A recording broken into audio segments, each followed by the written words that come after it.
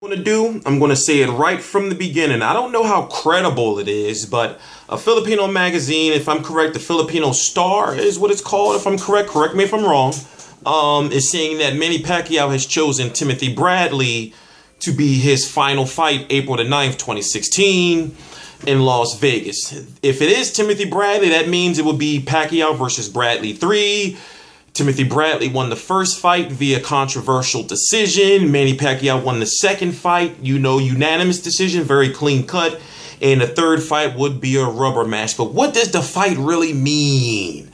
It'll be a going away fight for Manny Pacquiao, and it would be, him proving that I really beat Timothy Bradley, or I really can beat him. And also Timothy Bradley is supposed to be a reborn Timothy Bradley because he's now with a new trainer, Teddy Atlas. But what does the fight really mean? I would much love to see Manny Pacquiao fight Terence Crawford. But I can understand where Pacquiao may be coming from, or Bob Arum, to say that Terence Crawford, they're probably saying that Terence Crawford is not going to bring in enough buys for the last fight. But I don't care about that at this point in time. It's time to make a new star in Terence Crawford. Can Terence Crawford beat Pacquiao? That's the thing I'm not sure of, because one thing that we noticed about Terence Crawford is he does take some unnecessarily clean shots to the face from lighter punchers. So fighting a Pacquiao, taking some of the shots he takes, I don't know. But he has the boxing ability. He has the overall skill and boxing ability to be able to take away the left-hand advantage of a Pacquiao and outbox him, but Kenny is going to be the question. By the way, I'm T-Street Controversy. This is T-Street Controversy Live. I have made the commitment, and I'm going to say it here to you people right now. I will not. And I know you probably said he said this before, but we've did a lot over the last year covering all these fights, even if I'm not there. But I'm not going to let Manny Pacquiao retire and not get to that fight. It is December of 2015. I am planning now. I'm getting all my family shit in order. I'm getting all my personal shit all in order now to make sure that my black ass is in Vegas of April of 2016. I'm doing everything I possibly can. I'm in contact with Top Rank, and I'm not going to go any further than that, but I'm making sure my ass is going to be in Vegas covering this fight. So if it is Timothy Bradley, I'm not really hype about the fight. I'm not really hype about it. It's not a fight that's really calling me. Timothy, who knows? This Pacquiao right now is traveling the world. This Pacquiao might not be on his A game. This Pacquiao might be saying, well, this is my last fight, so I'm just going to go out there and get the paycheck. The man has made over $100 million fighting Floyd Mayweather. Is he going to get hungry enough to fight a fighter that he already beaten before twice, in my opinion?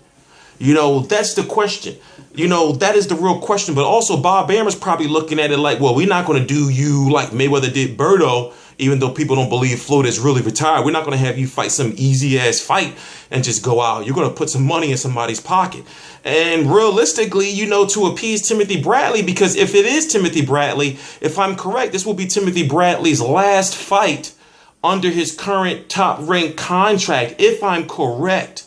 It'll be his last fight or second to last fight under his current top-ranked contract.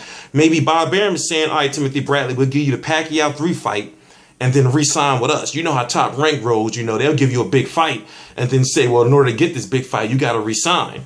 And plus Timothy Bradley's resume since Pacquiao, hasn't been really impressive.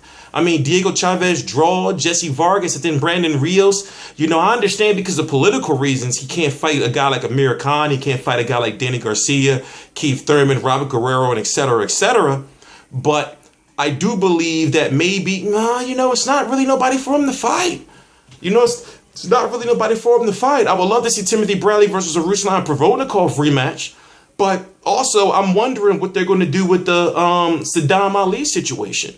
And if you don't know, Timothy Bradley has been also linked to Kell Brook. Bob Arum came out and said, no, that's bullshit. I don't know what Kell Brook is talking about. That fight's not happening. But it could be Bob Arum just saying, just keeping quiet. The fight may be happening, but it's just maybe Bob Arum's way of saying, I don't know nothing about it. Somebody's running their mouth, even though they're probably trying to get a deal done behind the scenes. You know, but if it is Pacquiao, it'll be the biggest fight that he can get, and it'll be on pay-per-view. It's a surefire pay-per-view fight that I'm pretty much sure HBO will buy, and plus it's the third fight. I mean, but to a lot of fans feel that Pacquiao beat Timothy Bradley in the first fight. So it'd be like, well, what are we paying for Pacquiao to beat Timothy Bradley 3 times? You know, maybe it's like a passing of the torch thing for top rank. Who knows? You know, Timothy Bradley's been rumored to maybe fight Miguel Cotto at 154 pounds. And once again, I'm like, well, what's up with Saddam Ali?